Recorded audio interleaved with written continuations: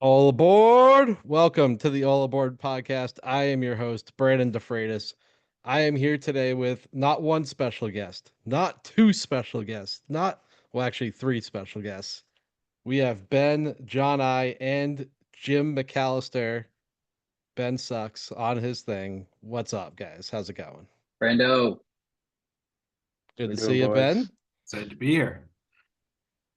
John, what dirty things have you already done with that trophy? But you don't want to know, Brandon. We're gonna have to hire an entire cleaning crew for this thing. oh God, new I just Don't trophy. had worry, Ben. You'll never touch it. Don't I'll worry. never You're see it. good. There we go. Yeah, that's it. Yeah, you're fine. Never see it.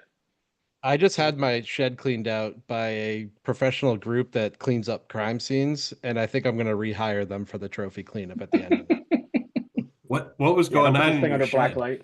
it. There was just a lot of mouse poop. We didn't want to put a bunch of crap. We don't have to get into it. It was a biohazard in that thing, but it's clean. It's beautiful now. We're good to go. That's my story, and I'm sticking to it.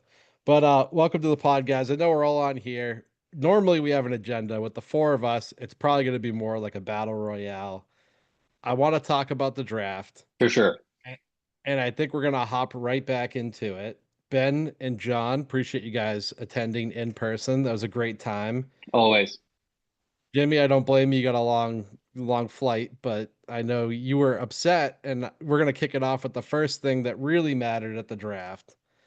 Genty, number one, we don't need to talk about. Edwin ends up going Travis Hunter. Ben sitting there with Cam Ward, and it kicks off a trade where pretty much your best interaction of the draft was just WTF on the message board. So I open it up to you. How do you feel about the Lad Can McConkey we trade? can we restate the trade? Can we state the terms of the trade? I We can can. I I just have pulled it it. up. I have it. Go Okay. ahead, Jim. Go ahead.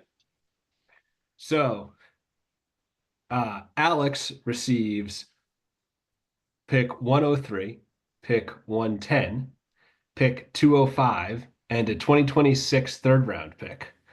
Ben receives 107 and Lad McConkey. I have a It lot of thought. essentially I have a lot of thoughts about this trade. it essentially became Lad McConkey and Emeka Buka for Cam Ward, Tyler Warren, Trey Harris, and the all important third round pick. Travion Henderson. No, Travion was 6. The Mecca was Yeah, 7. You're right. My fault. correct. Okay. Jim, continue. I don't understand how on earth no one put their hand up and was like, "Hey, maybe this is an unfair trade for the rest of the league." I I have so many problems with this trade. First off, look at Alex's team. He doesn't need a quarterback. I don't like just flat out the first premise of the trade of him trading up to get a quarterback. I don't get it. I don't understand it. He has Brock Purdy, uh, and Tua and Matt One Stafford. concussion. One concussion to is done. Stafford's year to year. He has three starting quarterbacks, three above average starting quarterbacks. He's more than ready to compete this year. So I don't understand why this priority to get a quarterback. But I know quarterbacks are gold. I get it. You can never have too many. So maybe you could get comfortable with that. Then you go with Cam, we trade up to get Cam Ward. Again, a fine prospect. But best case scenario, he's what? Going to be like your QB3, your bye week fill in? He would have been like QB5 in any of the drafts the last 2 years. He's okay. He's went number one overall because he's the only quarterback with a pulse and apparently not an With the attitude pulse. problem. Here we go. So I don't understand why he was so obsessed with Cam Ward. There's a very good chance Cam Ward is not better than Brock Purdy or Tua. Like there's a chance he just mortgaged his future to go get his QB3. That's going to be a bye week fill in. And then even if say that I was wrong and Cam Ward is like the next Patrick Mahomes A or the top 8 next QB. A top 8 top QB. say that he is some incredibly elite QB in a Tennessee offense that hasn't figured out the forward pass yet, right? So say that all that happens, Cam Ward's phenomenal. Okay. This is an absolutely like he had no concept of value that he was giving up here. The most charitable read of this trade is that he let Ben move up. So you could cut this a few different ways, but the way I'm going to cut it here is that Ben gave up a 2026 third round pick, which Ben's probably going to be competing. So this pick is probably worthless. It's like, It's Mark's pick, so okay, no, wrong. whatever. Probably 305. pretty irrelevant. Sorry, I forgot how good the third round is. Ooh, to move up from 110 to 107, which is arguably jumping up a tier in the first round. So already that's a great trade for Ben. And anyone given the choice would be like, hey, you give up a third, you can move from 110 to 107. Just about any draft, anyone's going to do that. Jim, I moved down from 103 to 107. Let's be clear. No, then you gave up 103 and the second to get Lad McConkey. Okay, and the 110, Jim. You are you are so angry. I moved down from 103 to 107. I gave up 110, 205, 2026 third. Continue. Yeah, that's what I said. I don't think you said that, but okay. Bram, am I understanding him correctly? He's misstating it. It's the same assets either way you state it. I get Okay, what you're whatever. saying. Yeah, okay. I'm saying I traded you could down. you could do it you could look at it a different way. I'm saying I think this is the most charitable way to look at it is then Alex traded away Lad McConkey for Cam Ward and Trey Harris, which is it's like malpractice. Lad McConkey just off of a historic rookie season, one of the most prized young wide receiver assets, and you're giving him up for a dart throw at a quarterback and a mid-second round wide receiver in a bad wide receiver class. By the way, Alex doesn't have like a ton of wide receiver and running back depth that he's sitting on. He has a ton of running This back whole depth. trade made no sense to me. I think it was the absolute Ben once again just ripping people off in our There we league go. left and right, and they don't. No one else seems to know or There we care go. about this. I think there should be sanctions. I think Alex should be relegated. I have so many problems with this trade. God, I'm curious your thoughts. I know you've been taking a lot in here while Jim goes on his little on his platform. I mean, most of what he says, I agree with. Oh, I went dark. Sometimes that happens on my Zoom.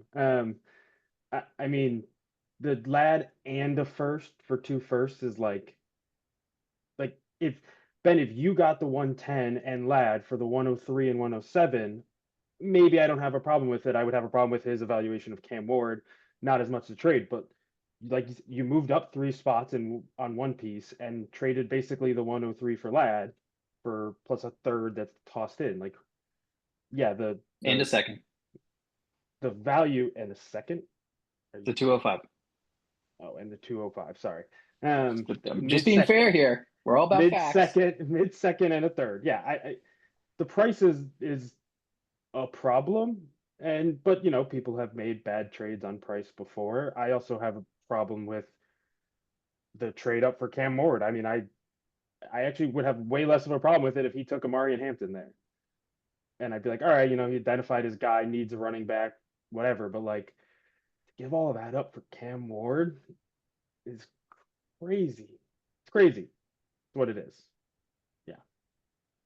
All this being said, and I agree with everything up to the malpractice, like with sanctions, relegation commentary. Go ahead, John. To be fair, one thing I will say in DJ Diet Z's defense, I actually don't think he rips off the league. I actually think he's somebody who will overpay for his people. So I've given him credit for he's willing to overpay. He's given me offers that are significantly overpaying. But this was egregious. This was I think Mark has something to say about Gabe Davis. that was before I was in the league, so I can only comment on the last year. To be fair, but Classic pump and dump.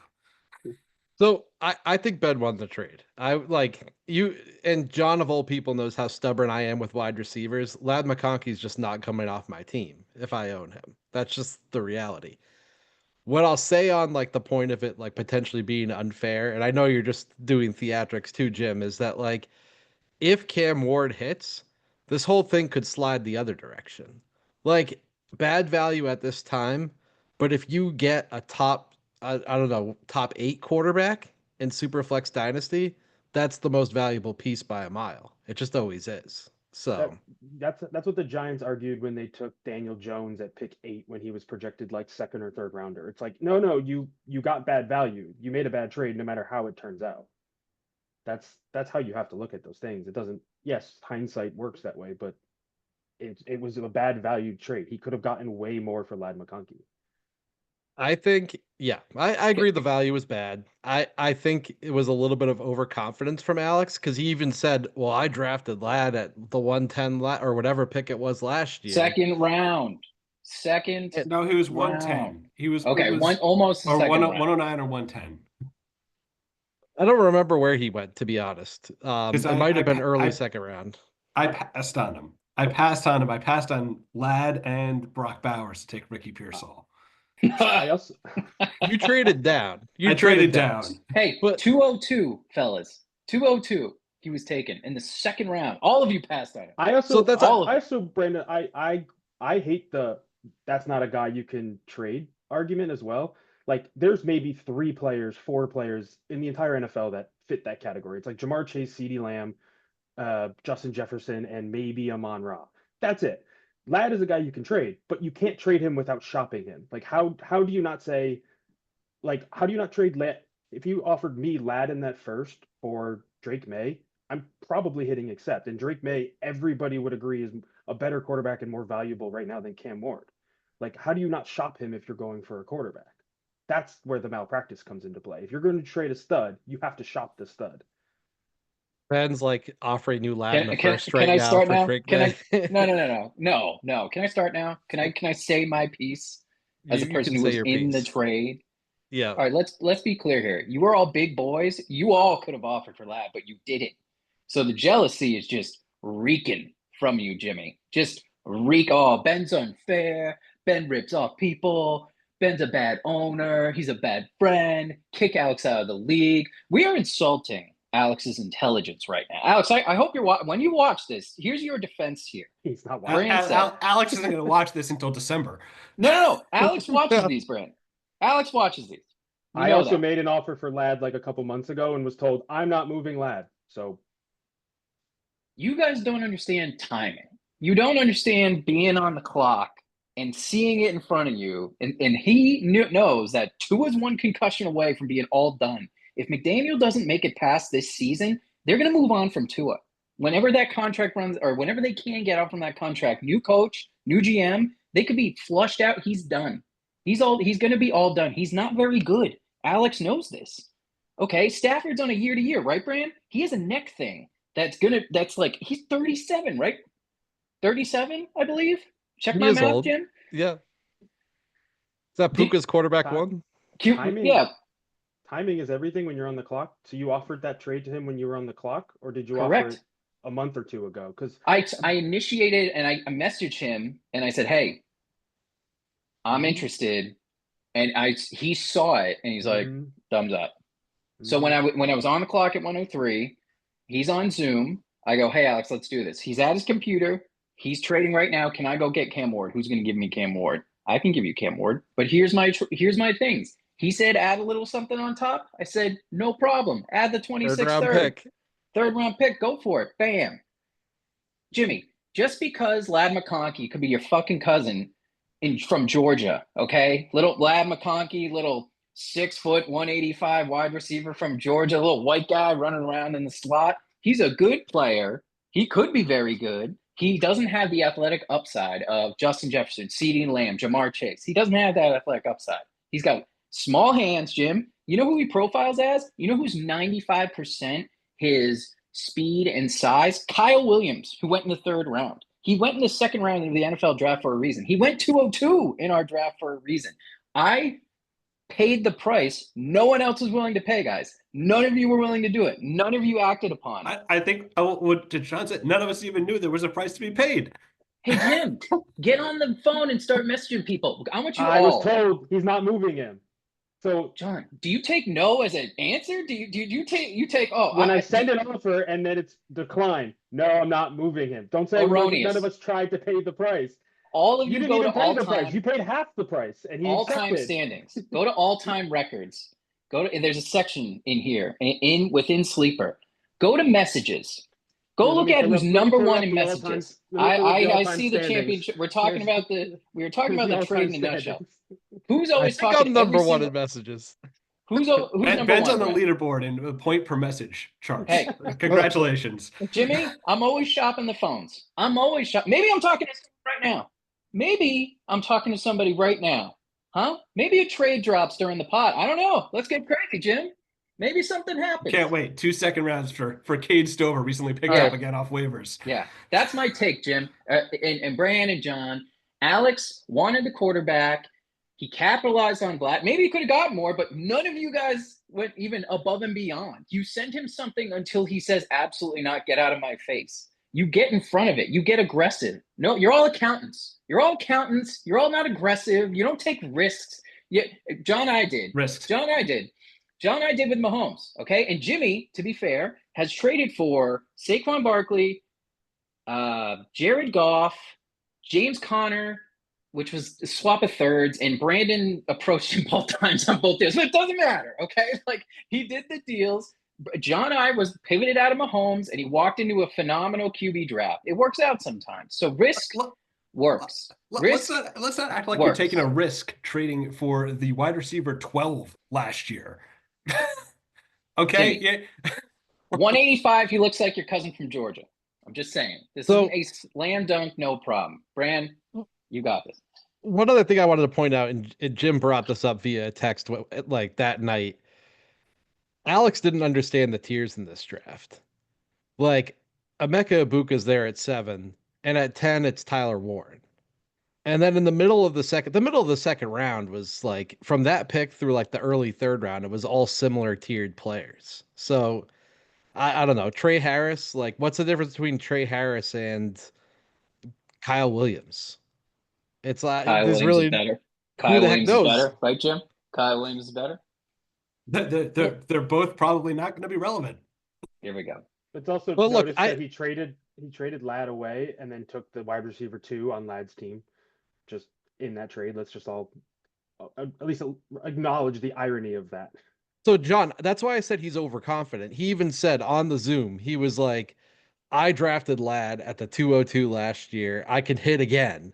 And it's like, you got lucky last year. And you're going to, like, and then his process this year was, I'm going to draft another receiver on the Chargers. Like, right, okay. Significantly worse receiver draft than last year. Yes, last year he went to 202, Ben. You're right. In what is a historically good wide receiver class. Historically good. One of the best, if not the best, wide receiver class of all time. Yeah, sure. He fell to the 202. Let's act like all drafts are created equal. But I will say, my problem really isn't with you, Ben, on this trade. It's Alex for me. Because you capitalized on a bad trade by somebody else. And I actually don't have a problem. I even said I was defending it, Ben, to the point where, like, if Cam Ward hits, it was good for Alex. I would have never done it. I thought the value was bad, but I understand why he did it. And I think Ben does a very good job of he dresses up the trades. He's not, when he's putting the plate together, he's got presentation going on too. And I think that helps out. Some of us call that lying, but lying, yeah, Jim. He's a magician. Little sleight of hand from the magician. Yeah, a little. This is all. Alex and I got that. Pay attention to the keys. Alex and I got that trade done in 3 minutes. Yeah, that's a problem. 3 minutes. He should probably be thinking about those things a little deeper, maybe doing a little research. Jim, none of us knew, like, it was quiet. Like, what would happen was Alex was on the Zoom, and it happened. So Edwin opened up conversations with Alex at 2. They talked. They couldn't get to it. But like, it was silent, Jim. Like, it was just keyboards going, nothing being talked between them. For Ben, it was very similar. Then all of a sudden it came through on the board and we get at Jay McAllister WTF immediately right away. But you can't fault if someone hands you a gift, you can't fault them for accepting it. So I like a gift, he said. I think you can't blame Ben for someone offering him a gift basket and he'd be like, yeah, sure, I'll take this. But Jim, I offered the gift. I was the one that initiated talk. I said, Alex, you want to come up? Here's what I got. Throw in multiple firsts, a second. What do you want to do? Throw in multiple firsts, get a first back. Come on. Like pick swap, first, second, third. Okay, you would have wanted more. Alex is the market. Okay, for his players, he's the market. I paid his market price. He maybe could have gotten more, maybe, but guess what? He's got Cam Ward on his roster. He's got The Tyler comic Warren. Fails. I've never rooted harder against somebody than Cam. Well, I guess Bryce Young, but Bryce Young and Cam Ward are now my sworn mortal enemies.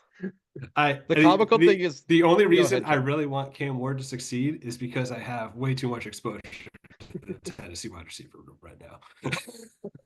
Fair.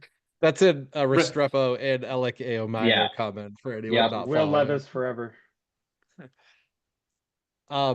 The one comical thing I want to add on before we move on from the trade is that morning I sent Alex an offer for 107, and his response was, in quotes, LOL, that's a Ben offer.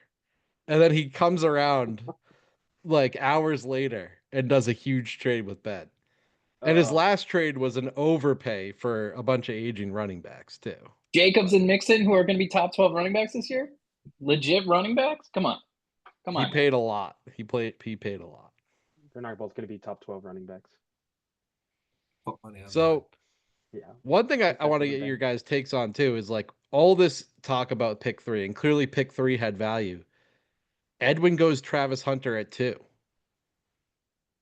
How do we feel about that? Did he miss an opportunity? Should Edwin have found a way to make this happen for Lad McConkey? Edwin should have taken Cam Ward at 102. There you go. Do you know what Eddie said? You don't know, Jim, because you weren't there. But Eddie said right before the pick, fantasy football is fun. And this is I couldn't handle it if I didn't get this guy. And that was the Travis Hunter pick. So that's fine. I think it's a little risky for Eddie, long-term build, but like we don't know his snap share at wide receiver, right? Maybe he plays 70% of snaps and like he's obviously got the talent. It's all about the snaps. I don't know. I have no idea what they're gonna end up doing. Not a clue. As a fan, I get that.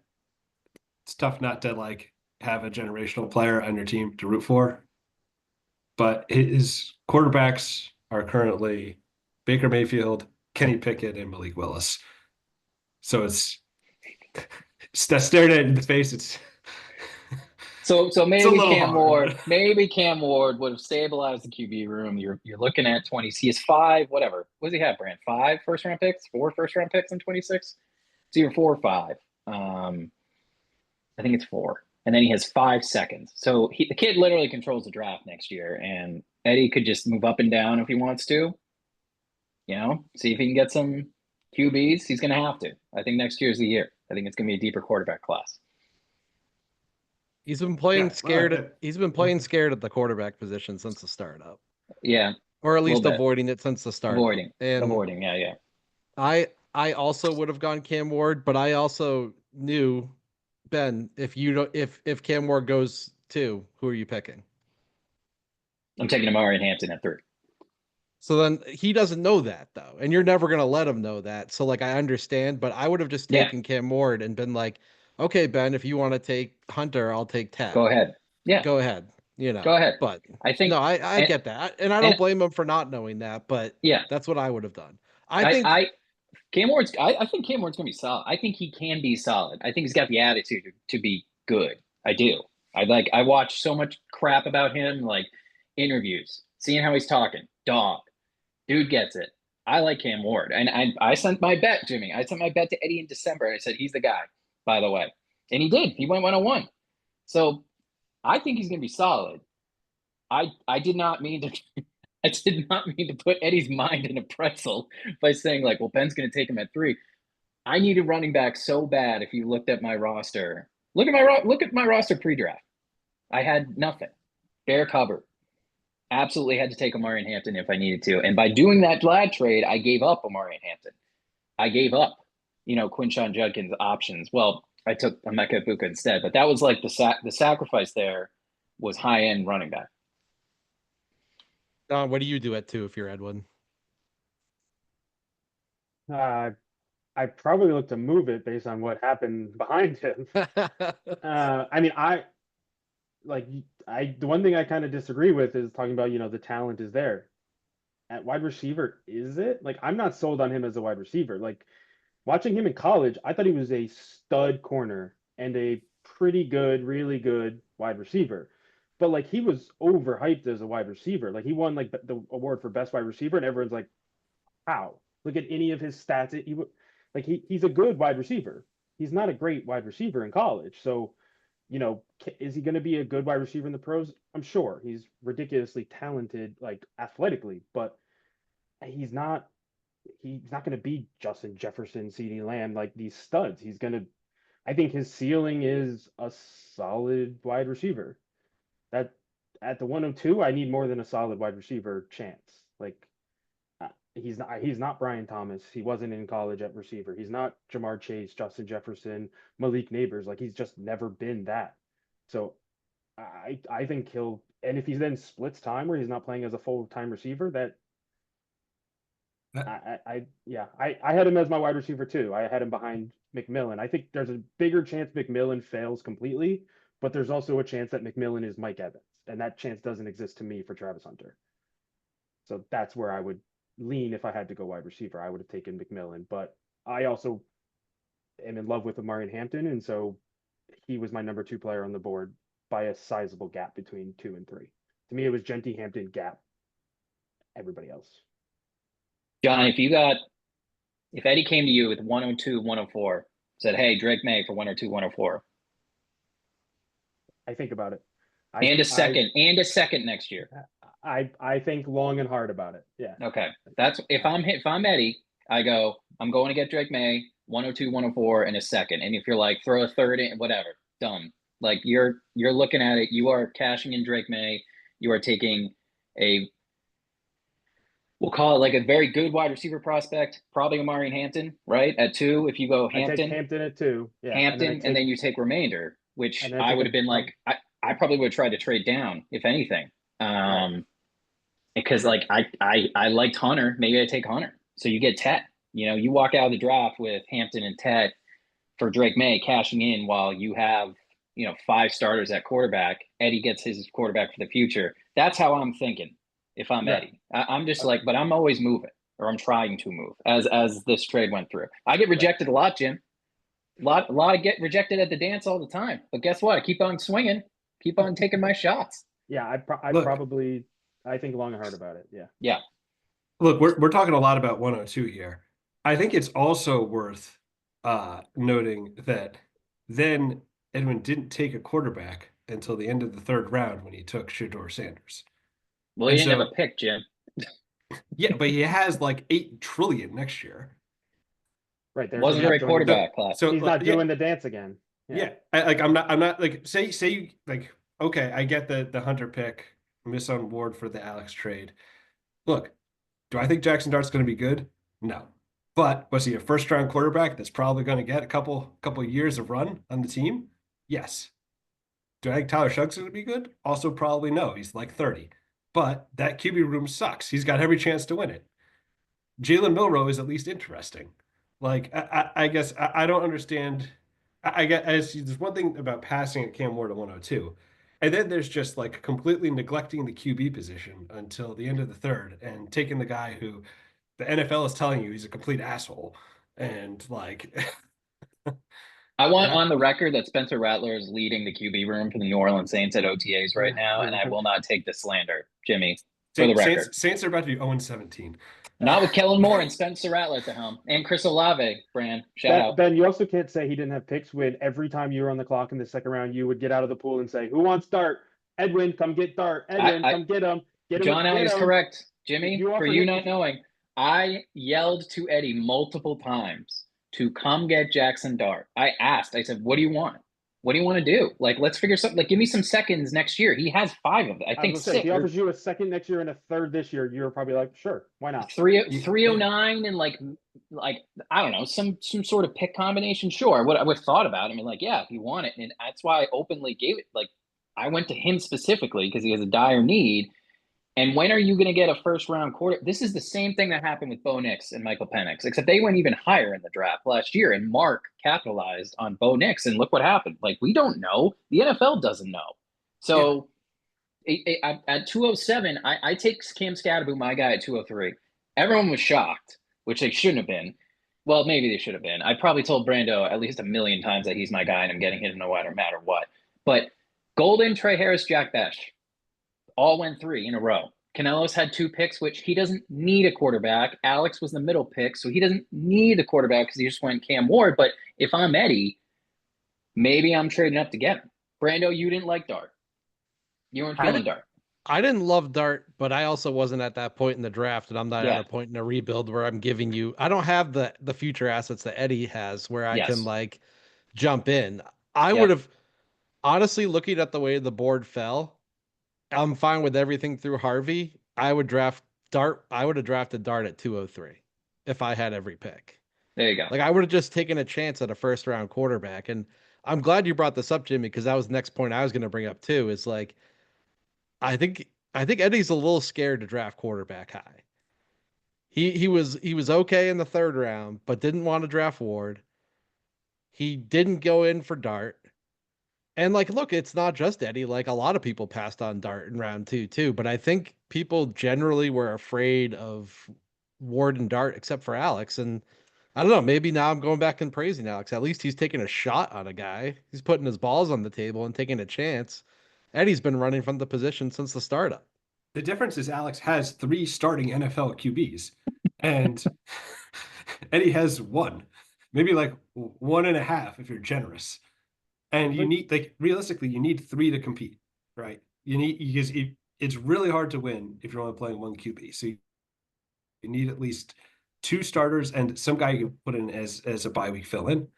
And Eddie's now painted himself into a corner where either his rebuild's going to stretch yet another year, or he's going to have to hit on 2 quarterbacks next year, or trade for them, hit on them, whatever you want to do. Use the capital to get there, which not he can do it. It's not the end of the world, but like the NFL is bad at evaluating quarterbacks. We're much worse than the NFL at evaluating quarterbacks. I don't know why I wouldn't take a swing on the guy the NFL is telling you was worth one of the top 32 picks.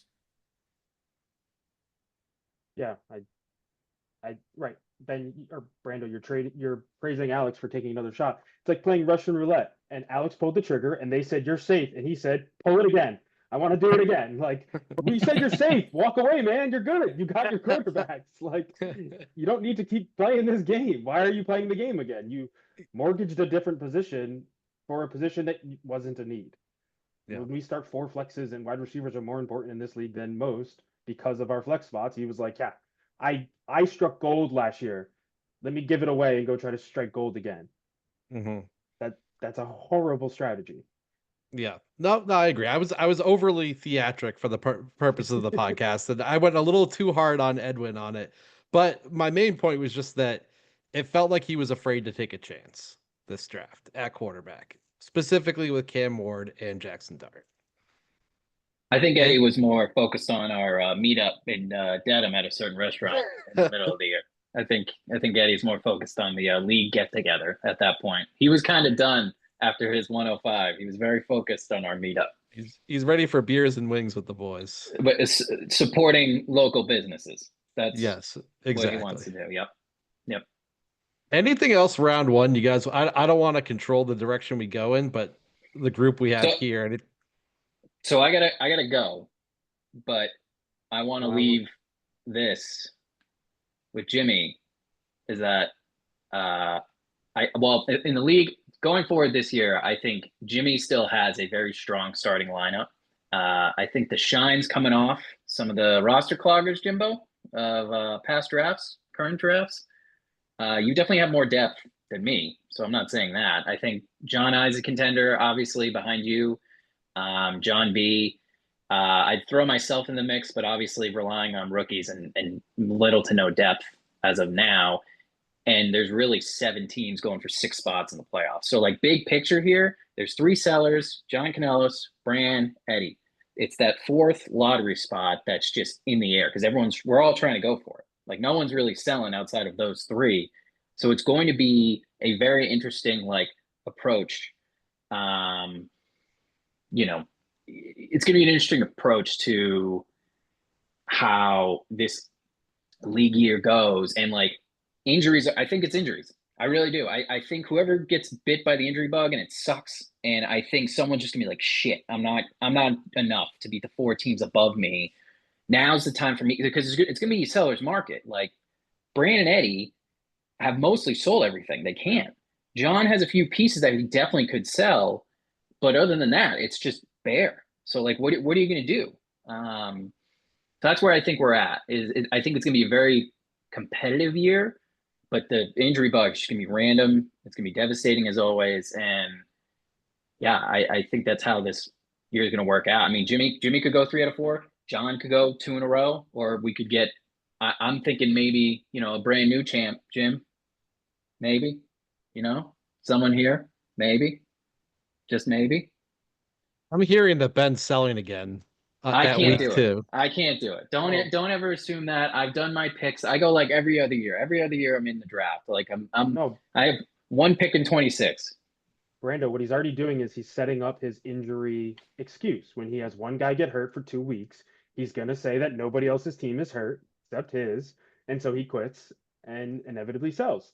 Because last time he was on the pod, he kept saying that he was, one of the strong contenders. And John, I'm not talking about you, but this ain't your year. Ain't my year, Ben. I couldn't. I didn't get injured, so I guess not, even though Ken Walker missed a lot of games. No injuries. Brennan, you talk about like, sacking up and buying in, that Ben, maybe you could learn something from that, actually try competing one of these years instead of like, oh, could be this year, could be next year, and you got to follow the value, got to hedge my picks. That's why John and I both have our names on that trophy. There we go. Leave it at that. Brand? Trophy. Yep. Yeah. I'm very excited for my week 2 matchup against Jimmy. I think it's week 2. And I'm going to be very, very excited for that. When his old ass Mike Evans and James Conner break down and Jimmy starts to panic and goes, oh no, I'm getting old.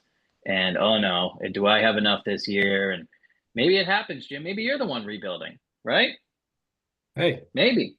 Who knows? Sleeper right now gives me a 61% chance to win. Yeah, do with that what you will. Jim, that's not very high. I mean, it is. You're definitely favored, my friend, but maybe the rookies start making noise. Just saying. Jimmy, don't worry. He declared this matchup his Super Bowl last year and lost by 65. So I did lose by 65.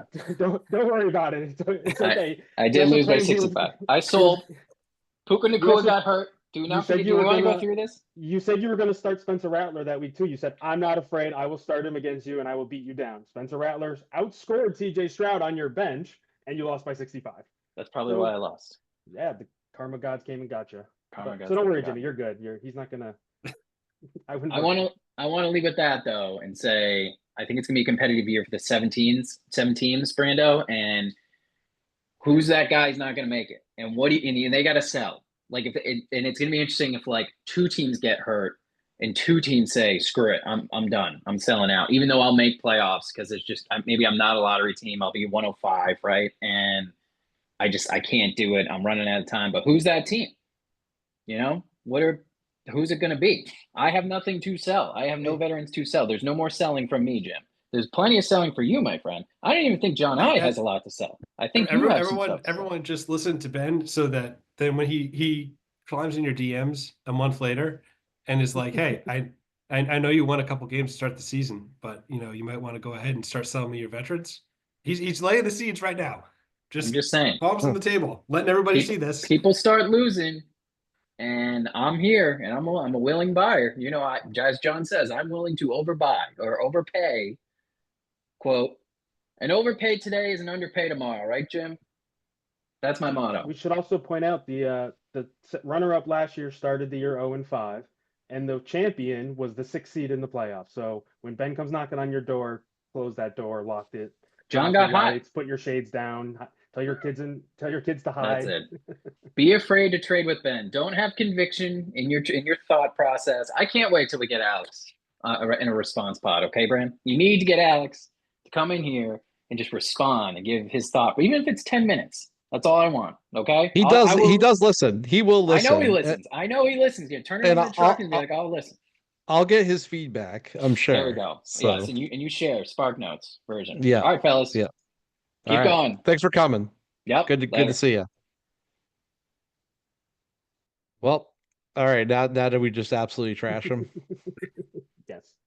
We can do that to his face. All right. Yeah, I know. Like I don't even really want to talk about his team when it's not to his face. Yeah, look, I think obviously this was a very good draft for Ben. The lad trade, Egbuka. I know John, you're not as high on him as some people in the league are, and that's fine. But I really like No. that as well. My one second guess to what he did was he came into the draft with essentially no running backs. And I thought for the longest time he's going to get Hampton, Henderson, and then maybe Caleb Johnson or some sort of something resembling that. He walks away with Henderson, Caleb Johnson, and Scadaboo. It's a little underwhelming for a team trying to win the championship. Yeah, but I give him the credit of you're not building like champions aren't necessarily usually built on running backs. Weirdly, mine kind of was last year, but I think that was somewhat of a fluke because Gibbs and James Cook got hot. Uh, you can say right, he downgraded from Hampton to Scadaboo, and that downgrade was Lad McConkey. So right, like if he sits and picks, he walks away with those three guys you mentioned. Instead, he goes from Hampton to Scadaboo and adds Lad McConkey. So from that perspective, I was annoyed that I liked Ben's draft. Is how I left the draft. I was very annoyed. He actually has the highest in my algo of most value picked. His pick, one of his picks is number one on my Jackson board. Dart. Jackson Dart was the best value pick I had on the board, Yeah. and so I hate that. I hate that so much. But the algo is honorable. I liked his draft a lot. I like Caleb Johnson a lot. So So if you have that open, let's naturally go into that because I feel like we've killed the first round a little bit. Um, so I was gonna say, do we go to round two, round three? I don't know. There's a lot you can discuss. So I'm curious if you have that open, what are your I do. value picks? We can go through them. So my top three value picks, uh, in order, Jackson Dart was number one. I thought he was the most valuable pick. He sort of slid. I thought he was going to go late first. He slid to the back of the second. Number two was actually another quarterback, Tam taking Jalen Milrow at the 307. To me, like, in a quarterback needy league, a guy who runs like that, if he starts half a season, he's a top 12 quarterback just because he's going to run so much. It doesn't matter how much he throws for a couple years if he gets some starts. So I thought he was going to be a late second Dart throw, so kind of where Dart went. And third was Terrence Ferguson, also I think a Ben pick. Yeah. I had him going in the second round, and he slid all the way to the or third round, and he slid all. I had him going to the third round. He slid all the way to the mid fourth. So those are my three value picks of the draft. Somewhat boring that they were later, but that's sort of how the value picks usually go because the first round is somewhat known. Yeah. Yeah, and the tight ends did fall a little bit further than I thought. Both Ferguson and Fannin going in round four. I thought that the end of round three was sort of the sweet spot for tight end this year. Yeah, I feel like both tight ends and quarterbacks slid around later in the run than I expected. Yep. Anything stand out from you remotely, Jim, as you were watching it, or were you just kind of fuming? And I know you're quote unquote out on this draft, so maybe you just tuned out at some point. I mean, I was not closely paying attention. I check my phone every like half an hour. But the one thing that stood out to me is like looking at the whole draft as a whole. If you look at the standing how the divisions are stacked up right now within Chapel Bill, we've got me, John, Mark, and Dietz, and then Edwin. Like it's shaping up to be a pretty like me, John, and Dietz are all going to be competing, and Mark's not competing. He's got like a decent starting roster. Like it's going to be a competitive division, but nobody in the Brady division really did anything to try to like. And yes, in my looking at the rosters right now, that division seems wide open. Nobody in the draft really did anything to like try to get a leg up on that. I mean, like Yeah, Alex made 4 picks. 2 of them were quarterbacks. Tam made 2 picks. One was Milrow. One was Woody Marks. John B didn't make a pick. He didn't have any picks. Canelo's got some players, but I mean, his team is in rebuilding. We can get to your team in a bit, Brando, but I think you're sort of like treading water. 3 miles out at sea. Maybe you can see land one day. Like That's totally. I guess that was the one thing that surprised me is that it felt like and maybe this makes sense that in like the more competitive division, people were taking more shots for players that were going to like potentially compete sooner or contribute sooner. But it seems like the Brady division was wide open and everyone was just kind of like, well, let me wait to win the Brady division in like 2027 rather than trying to win it this year. Well, and it changes yearly. I mean, look, I'm not competing. I don't think John C is also selling. So it's like it's really between the top three. And then you look, Alex made that big move for Cam Ward. John B only had one pick in the fourth, traded it to me for Whittington. And then, like you said, like Tam, I mean, Tam got Milrow and Marks, but that's not really moving the needle for his season. Yeah. No, I get there's not a lot of like draft capital or anything, but it's just nobody there's really seemed to like swing for a big move that would help them win like this year. Like Yeah. no matter what you think about Cam Ward, he's probably not a league winner this year. I'd Well, be like, I'm 5 miles out to sea, so like I'm not making a big move to compete this year anyhow.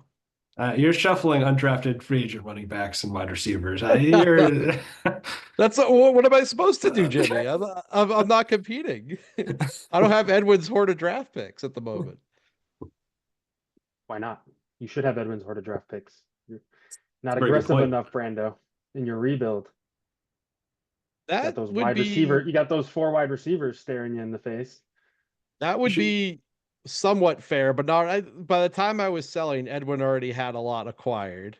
Fair. You did make a good offer. You made a good offer earlier in the season that I could have taken. The And latest now I'm offer no was longer not willing. good, I'm no longer but willing to do that earlier offer. So yeah, which is fine. And yeah, I don't know. I'm just like Edwin was willing to take it all the way down to have almost nothing. And I think it's kind of worked out for him. He has a ton of picks, but let's see how he builds it back up from there. I'm trying to take it down to what I consider the studs and build it back up from there. I have like every receiver who's been in unfortunate situations, but is more talented than they perform. That's like my thing. So I'm just gonna wait it out. I'm gonna some wait it point, out at, at sea. at some I point, don't your think I'm record as far as is what it says it far. is. I don't yeah, think I'm as I was far gonna as say Garrett at some Wilson. point they're just not that good of a receiver. Garrett Wilson, who was the receiver 11 last year, just gets dumped on all the time. He was still the receiver 11, but you know, I was for Solave. I was Waddle, Ayuk. yeah. Olave Oh, would oh, be the so good if his brain wasn't made of scrambled eggs.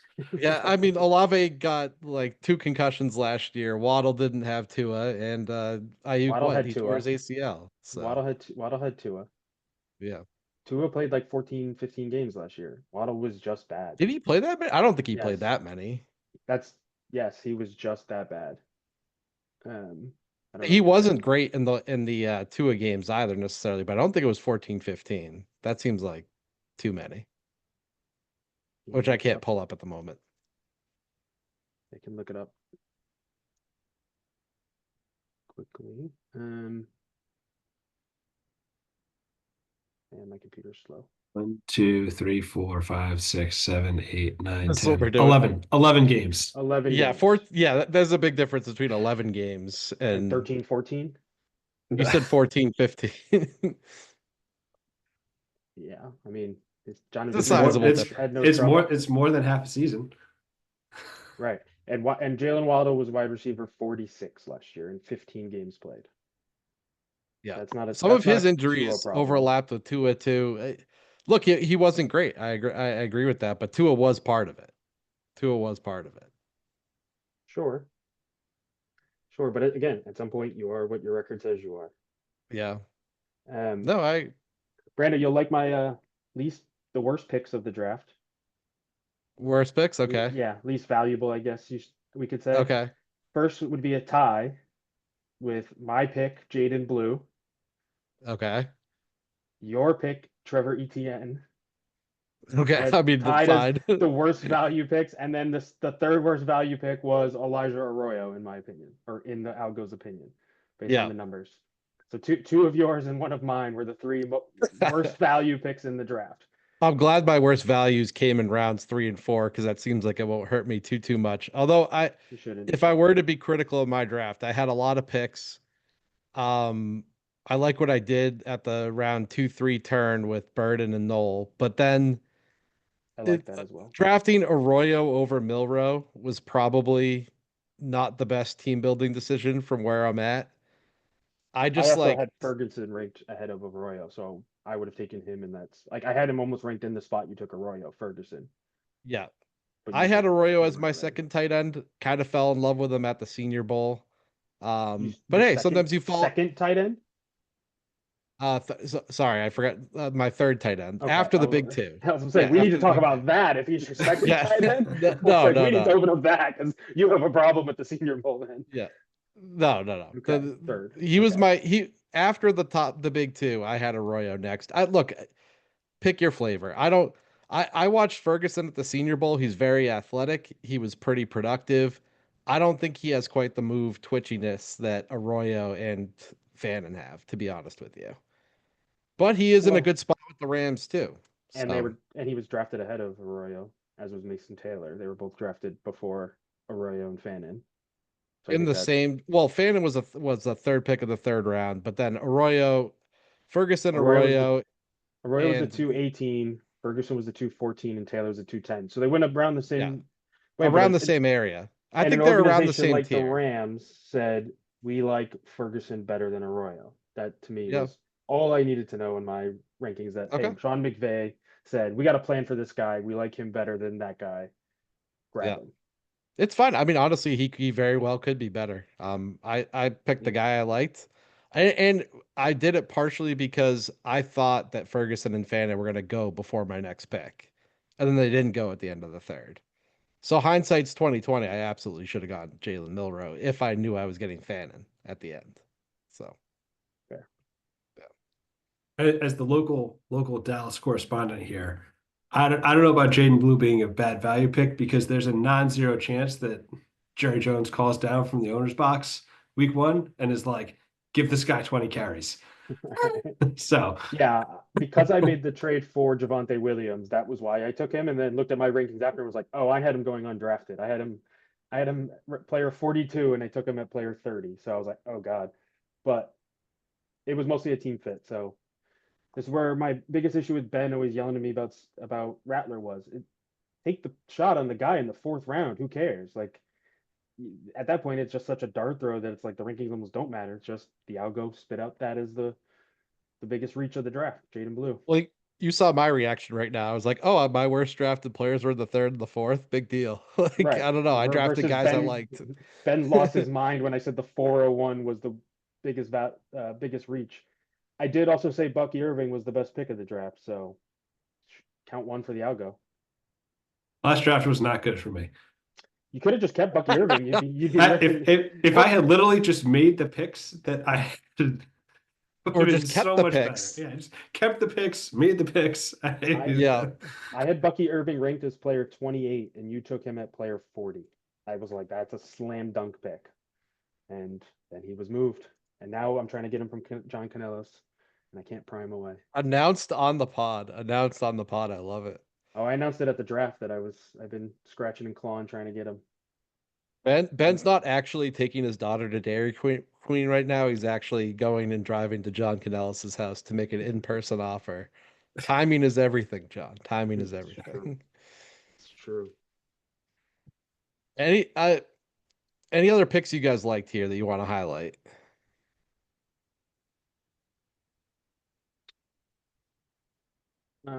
Nothing for me comes to mind.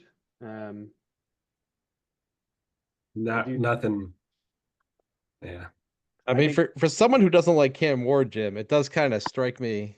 I know you hinted on it before, but Alec Ayomaner, my whatever you want to call him, you draft Keon Coleman's twin at the 408, another ex receiver guy who can't really separate.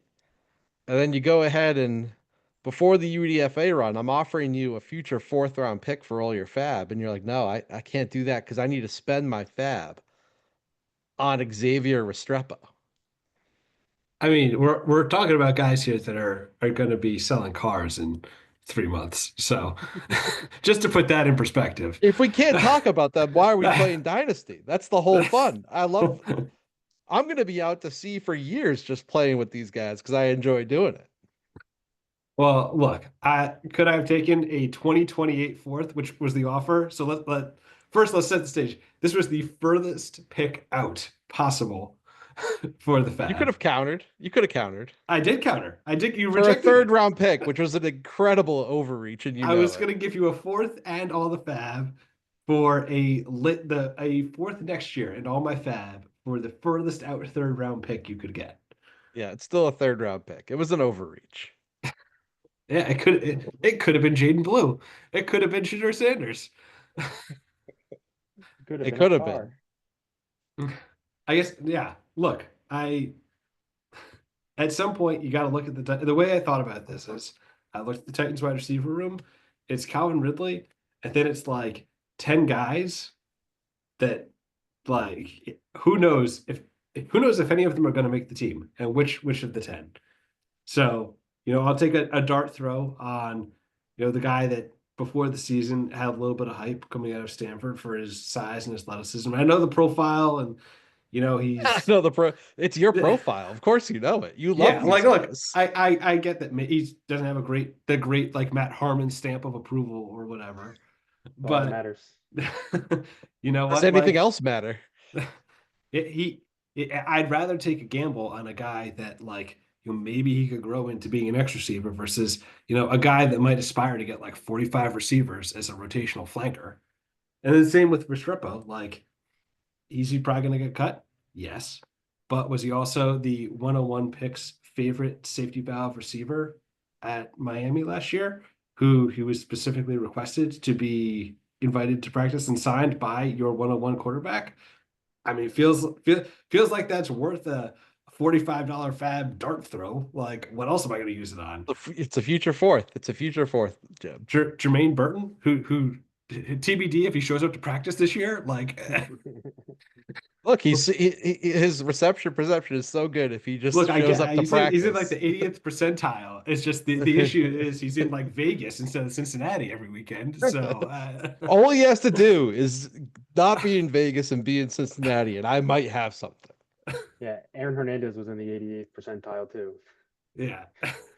I don't know how to respond to that or put this on YouTube, John.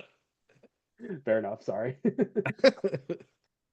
I mean, it could be Isaac Tesla, who's competing to be wide receiver 4 on the new look Lions. It could be anybody. He has draft capital, though. I mean, versus undrafted, but we have to move on from Restrepo. I had to bring it up. It's kind of a funny bit, but we should move on from Restrepo a little bit. I'm curious what you guys thought. So, like, I know Jim loves Egbuka, so if he's at 7, he's going to go Egbuka. John, if you were at 7, given Ben's roster, I was a little surprised you didn't consider Judkins a little bit more at that spot. Yeah, I mean, I'm not taking Egbuka there. I have Judkins significantly ahead of him. I don't. I I guess get and don't get the Egbuka love. Like to me, coming out, he was very much oh, like guys love him. His makeup is great. Like, NFL teams are gonna love this guy. He's a solid wide receiver, but like to me, a solid wide receiver is Christian Kirk. Like that to me is his profile. And then you put him on a team with Mike Evans, Chris Godwin, and Jalen McMillan. You've now added Christian Kirk as a wide receiver 3-4 mix for the next couple of years, and maybe two of those guys leave and he has value then. But like any of like last year, he's a mid second round pick. Like I get the love for Ohio State receivers as well, but he played with a lot of great wide receivers at Ohio State. He was worse than all of them. Like he was never his college team's best receiver, and maybe not even their second best receiver most years. So that guy going 107 to me is just like uh, this was a really good and really deep running back class. Outside of McMillan and then maybe Hunter, I wasn't touching these receivers at that kind of price. Like to me, like Buka early second, Harris mid to late second. After that, it was kind of like you're taking dart throws on a lot of guys and not a lot of great spots that didn't have production that you want to see in college. Like I get Egbuka, like set Ohio State catch records. He was there, what, 5 years, and is their slot guy. Like, uh, I don't know. That to me is he's going to be a better pro receiver than he'll ever be for fantasy. And so at the 107 with a team that's got 4 stud receivers and no running backs, like I don't know how you pass up on Judkins or Caleb or RJ Harvey at that spot for Buka personally. So I wanted Egbuka to fall, and I was like, Ben knew it, and that's fine. Like like I really wanted to get him, and given my rebuild, I was leaning wide receiver. But I told him For all your along, I team, I was have no like, problem. I have no problem with it for your team because yeah, Mike Evans I and can Chris wait out Godwin the probably year. have 2 years left. Right, you're good. Like I would be like, okay, that makes sense. He doesn't want a running back because running backs have short shelf lives. If Ben's legitimately trying to compete, that pick doesn't make any sense to me. I think I probably would have gone Judkins in that spot based on where he is, because now he has Henderson, who is great. We all love him. He's explosive. What if he's not Jameer Gibbs and he's getting 15 touches? Like that's your running back one. I think that's Right. a risk. And then Caleb Johnson, he's a third round pick. Like I know he was, a little hyped before, and then he had the combine. I don't even care what running backs run, to be honest, but he's a third round pick at pick 9. So I think he could have used Judkins more for his roster. I think he got a little greedy with value. Where like the receiver value, it's sexy in Dynasty. I know I wanted Ekbuka. All the rebuilders did. Edwin was trying to get in, never gonna Right. let him. John was trying to get in. I told John after the draft, like he wasn't getting past 8, like at the end of the Right. day, where I was. But I think Ben got a little over his skis and was like, I would love him. I'm going to add him to the roster, but I don't know what he does for Ben this season when Ben needs a running back or a flex player. I don't think he can play Igbuka as a contender in his I Completely flex. guess agree. that counterpoint to that though, like yeah, maybe this season Judkins outscores Ibuka, but I think John, I actually agree with you. I don't think Ibuka is ever going to be like a wide receiver one in this league or like a stud receiver, but he Right. beats zone coverage, and he feels like the type of player that's going to stick around in the league for like 10 years and put up 800 yards a season and 6 touchdowns and 70 catches. And like, I guess that's valuable from a flex perspective, especially given Evans is like 31 and Yeah, Godwin but might have a titanium knee. right. So, Could But is he could perpetually could rebuilding, or is he trying to could finally be compete? well, and well, I guess I Like, would that the flip side of that though, I guess one, I didn't think Judkins was like all that good, other than the 1 year at Ole Miss. Like I thought watching Ohio State, like Henderson was clearly the better back. And you're going to have a hard time selling me that he's not going to be facing the highest amount of 7 and 8 man boxes in the league by a wide margin next year with some combination of like Flacco and Dylan Gabriel and Shador and God, who the hell knows else quarterbacking the Browns. Like and then they get a top quarterback the following year. he's going to probably run for 280 times at like 3.2 yards a carry. He's going to have Leonard Fournette's like rookie season. That was a pretty good year for fantasy, as I remember. It was a decent year for fantasy, and then he did nothing until he became I would playoff Lenny. I don't think he's Leonard Fournette. He guy ran a 4.48, and so I would he also ran a counter really good with 10-yard split too. like, yeah, he'll have some flex value. You want flex value ceiling at the 107? To me, that's mostly my issue with him. And then I'd also say, like, right, he, beats zone, and you mentioned like you'd watch, and Judkins was clearly the worst of the two running backs. Well, if you watch Ohio State, like Buka was clearly the not their best wide receiver. And yeah, he's beating zone when Jeremiah Smith is getting quadruple teamed at the age of And, 17. It's like, unfortunately, I can't draft Jeremiah Smith. Otherwise, of this would course be. not. Of course not. Well, that's I agreed with Henderson going first. Like I have Yeah. Henderson ahead of Judkins as well. But to me, like Brando, I know you're a tier based drafter. Jimmy, I guess I don't know how you drafted. You didn't draft. He doesn't That pay was attention. to me. It was like right. It was like the tier breaks to me were like after 2, after 5, and after 7, and it was 2 running backs, Ward and the 2 receivers, and then Henderson Judkins tier break. And then Agbuka somewhere in with Caleb Johnson, RJ Harvey. Um, if people liked Matthew Golden, fine. If people liked Dart, like you can throw him in that tier. But to me, like there was a tier break after 7, and Egbuka was not in that top 7 tier to me. Like that's where, because you're fighting for upside, and I generally agree with you, Jimmy, that I didn't love Judkins coming out profile wise, but he's on a team with a good offensive coordinator that has had that everything you're saying is true, and yet they had Nick Chubb dominate for 8 years. So like it's a team that a running back is about. I mean, Jerome Ford has had value on that team before. Like if you're the workhorse back for the Cleveland Browns, you're gonna be valuable. You're gonna score touchdowns because it's like the same way what's his face at tight end has value. They get down to the 3 and they try to pound it in. They play smash mouth tight end running back football in the red zone. And so to me, it's like right, maybe Henderson's upside is Gibbs, but Judkins' upside is Nick Chubb, and that is a great fantasy running back to have. Versus Egbuka's upside is flex value. That that to me is the issue I had with it mainly. And at the time, he had Travion Henderson and Brando playing running back on his dynasty roster. So I'm a little out of shape. like the need also there was significant. That I was like, whoa, that feels like a weird pick. That's fair. I don't disagree. I guess I just have I have Judkins and Ibuka closer in value than He was I think. probably Yeah. the pick after, I guess. Like if he went 8, honestly, it's weird because it's like if he went 8 to Brando, I'm like, yeah, makes sense, good pick. But like I did have a tier break there where it's like a need plus a guy in a tier ahead of him plus a guy with higher ceiling to me was like every box checks for Judkins in this pick for Ben specifically versus going with the, you know, value of the receiver, which I think is smart, but also can be a mistake, especially if you're trying to compete. But then he wouldn't Am- have drafted Tyrone Tracy's backup. So I mean, Right.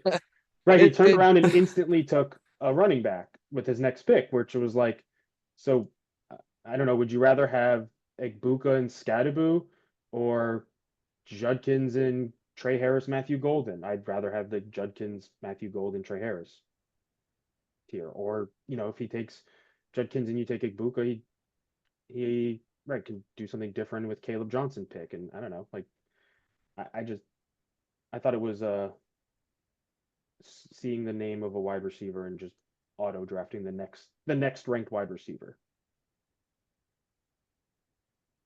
I just thought like, and I was helping you poke holes in it, Jimmy, where I'm like, Ben had an awesome draft. I love Egbuka and like getting Egbuka and Lad. I'm like, holy crap, like he did great. But I'm also like, at what point is Ben gonna buy in again? Because he's stuck at the point where he's like, oh, you have all these great young stars, your core is awesome, but your bench sucks, and your running backs are Caleb Johnson and Travion Henderson, who could be anywhere from like, I don't know, like if everything goes right, maybe he has 2 top 15 guys.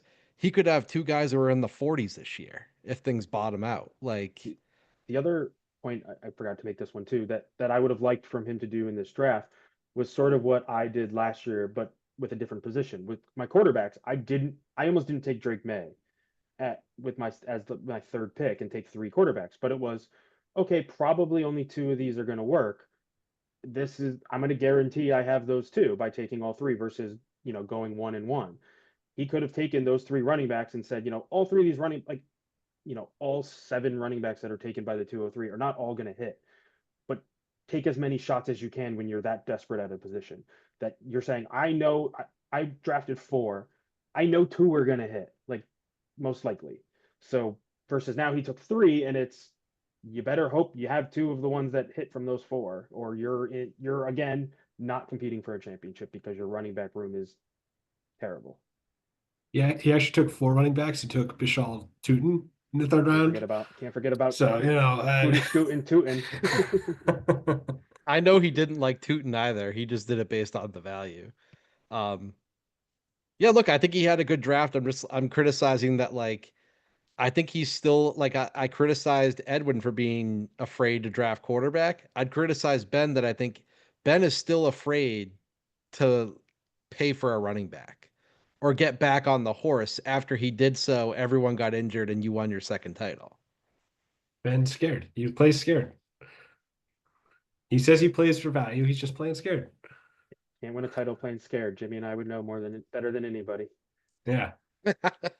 He's gonna love the second half of this pod. But I had to bring that up because I thought it was interesting at the time. He did try to get back into 108 from 109, but at that point, like I had the 8-player tier break, John. So I had Igbuka, same top 7 you You had. put him in Plus, I that had tier. Igbuka in that tier. So I was always gonna grab one of those top 8 guys, unless I was blown away by an offer. Yeah, and maybe this is a mistake to compare drafts too much, but like, where does Ibuka go in last year's wide receiver crop in draft? It is not. He would not be a first round receiver, and he would not be a first round dynasty pick. And so, are we now overvaluing this guy because of he came in a horrible wide receiver class? That's like, is he the um, Quentin Johnston of this year's draft, where he's like, we don't really got anybody else to take. Like, I know he profiles as a better receiver coming out of Yeah, no, college, so I I don't want gotcha. to jump to that, but it's like that type of thing where it's like, yeah, he went because teams are so wide receiver needy in the NFL that his value gets pushed up and he fails.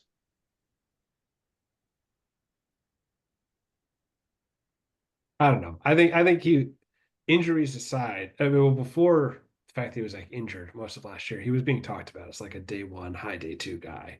So I think Who? you could quibble about it. He probably would have gone mid second in last year's draft. But again, I think that's more of a function, I think, of how good last year's draft was Yeah. versus.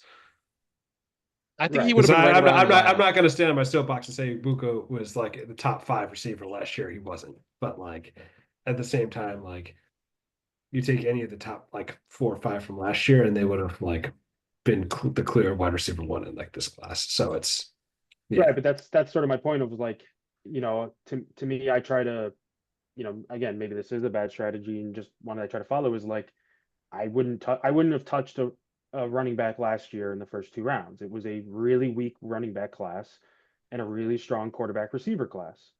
This year was the complete opposite. And so to me, it's like, all right, if everything from watching college, like knowing this draft class is that this is a really, really strong running back class, that means I'm trying to get those running backs. It means running back 5 in this class is a better player for the NFL than wide receiver 3 is in this class. Like the same way last year, I mean, wide receiver 8 last year was a better player than RB1 in last year's, draft. Like that's it's going to be somewhat cyclical often like that. And it, the reason quarterbacks and receivers go high is just the NFL's need for them, not because they're the actual better player than some of these running backs. And, for fantasy, I think we too often get trapped in there's one quarterback every year who leading up to the draft just flies up NFL boards and then Jackson sinks. Dart. Jackson Dart, Cam Zach Ward. Wilson, Cam, yeah, Cam Ward. I mean, he did it the whole year, but like, um, who Tyler Shuck was another one this year. That's like, if you watch Tyler Shuck highlights, like the guy can't throw the ball. Um, the Zach Cam Wilson, Ward got like a 5th round grade last year. right, Had a season at Miami that was like all the other guys we've seen have great 5th years, like Jaden Daniels and Joe Burrow, like won the Heisman and set the college football on right, fire. Cam Ward was like pretty pretty good good. in a Yeah, pretty terrible ACC. right. Like Zach Wilson and Brando's favorite Trey Lance. Like those two guys. That draft leading up to it, when there's like, oh, there's 5 good quarterbacks, and now the Niners are moving up to get Mac Jones and stuff, and I'm like, Zach Wilson makes one throw in shorts, and all of a sudden he's a lock for pick 2, and it was like, what is happening? Anthony Richardson flew up the board, and it was like, well, Will Levis flew up the board pre-draft, and it's like all of these guys have so many flaws, but the NFL is so needy for them that it's hard to not get caught in it. But I think the NFL and us get caught in that, And Alex this year got caught in and it. Alex got caught in that with Cam Ward. It's too bad that Alex didn't like spend the 8 seconds to Google 2026 NFL quarterback prospects and find out that next year's class is much better. Yeah, the next Yeah, 2 it's years are much real better. time consuming. It's pretty Things tough. do Right. change though. I always say this about early scouting. It's like, I mean, even Ward, like you just said, Ward came out of nowhere. Jaden Daniels came out of nowhere, like from the year before. He was like a 5th round pick, right? Like 5th or That 6th was a few round He, pick years the year he, before. before. He did it for like 2 years. He started getting much more hyped. Yeah. But again, he went otherworldly in the SEC. Right. Yeah, exactly. Right. He wasn't doing pretty good at Miami. He was, at LSU destroying Alabama. Like Yeah. that's a little bit different, that to me, like that's the, you know, see through the trees thing is like the NFL is going to be desperate for those two positions. And how do you avoid falling into their desperation when we might be desperate for it as well? So maybe I'd turn around and say, Edwin, good job not taking a quarterback when you're desperate for it because you're not competing in these guys aren't worth it. They're not worth the 102, 104. Trade back for Jackson Dart. It's like, yeah, he's got 5 picks next year. He can take 3 and 2 hit, and he's right in it. Why take that risk? And Hmm. It's just much more fun to give Edwin crap, and every time I go on the podcast, I end up being 10 times like worse than I intended on Edwin. So I'm sorry, buddy. I love you. All right. I mean, we're probably towards the end here. I think we've beat this draft down without going into the third and fourth rounds, which is totally fine. Anything, give you guys each like one more soapbox item. If there's something you want to bring up, you want to give Ben advice on how to win a title, considering you guys have both won. Like anything you guys want to bring up at the end here before we wrap. you can take the floor first. So, last thing I will say, someone we didn't talk much about today, John B peaked too early. He has no more picks. He's got a decent starting lineup, but he's got no ability to maneuver. He's lacking in bench players. He's got a handful of guys. It reads to me like a first round playoff exit. He's going to be trapped in purgatory for the next 2 years. Just leave it at, I'll just leave it at that. Maybe in 2028, he'll start turning things around. I I'm not often speechless, but I'm just speechless that came out of nowhere for just a body blow out of nowhere. All right, well that's what I asked for. One last item, so thank you, Jim. I guess if we're gonna bring up somebody's roster, I'll do it as well. I would like to see Tam get aggressive. That's the name to me. I think he kind of lucked into, which I did too, falling into the finals last year and he got hot. His roster has the depth, but some of the names I think lack the star that you need. I mean, he's got Neighbors and Thomas, which are great hits. I wouldn't mind seeing him package a couple of those guys and go get a superstar. Like make a move for the superstar to really be like, holy crap, he has Brian Thomas, Malik Neighbors, and blank. That's Lab scary. McConkey. Even bigger. I would even suggest bigger. Like that I'd love to see. So I want to see him get aggressive because I do think his QB room is also teetering. So if you're gonna have the rely on the Anthony Richardson, Trevor Lawrence quarterbacks, you gotta be powerful elsewhere. And so I wouldn't mind seeing him get powerful elsewhere. Make some Excellent. make some splash. The splash. He's back in the lazy river, like I compared him Yeah. to last year. Yeah. So- Yeah, he went and bought depth, which was nice. He did something because I remember you and I talked, and at one point his wide receiver one was Jamison Williams before Jamison Williams looked really good last year. And it was like, he's competing? Like how? And then he hit those rookies, made a couple moves for running backs in depth, and got hot. That's not he can't rest on those laurels. He's gotta make a move, do something big. I want to see that in this offseason Yeah. heading into the year. I saw Anthony Richardson too as like his shoulder. He like they hope he's ready for training camp. So Daniel Jones now a starter, at least until Riley Leonard gets his big chance. Hey, Daniel Jones is my QB5. Somebody come and get him. He's basically Cam Ward, if not a little better. I would invest, but you could put if I could wipe my hands clean of Trey Lance, you can throw me all over the Riley Leonard truther bandwagon. All right. Another running quarterback that can't throw, but Randall, I'll buy you a beer for every 100-yard game Riley Leonard throws for. All right. All right, let's do it. I'm in. Brando, you need to make a bet with Ben. Who has more 100-yard passing games, Riley Leonard or the Rattler? If he's willing, I'm in. Because If I he's think willing, I'm in. Rattler will start games this year, and I don't know if Leonard will, and I'd still put my money on Riley Leonard because we've seen Rattler start games and not reach that plateau. So Oh, it's for this year? I see. Yeah, you know No, what? no, it could I be would still career. make it. It could be Yeah, career. Yeah, I'll do career. Although that's a long time considering Ryan Leonard's going to be like a 15-year starter, but you it's true. Yeah, it's true. I'm fine. I'm fine buying you 2 beers.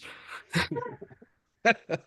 Well, I appreciate it. And I appreciate you guys joining. This was a lot of fun. So the beginning was freaking riot, as I would have expected it to be. And I appreciate you guys hanging on. And I kind of enjoyed the pot shots at the end. That might have to be a new thing we do for every guest on the pod. I like it. I like it. But with Into that, it. until next time, thank you guys. And for the All Board podcast, hopefully we're recording soon again. We'll catch you next time. See y'all later.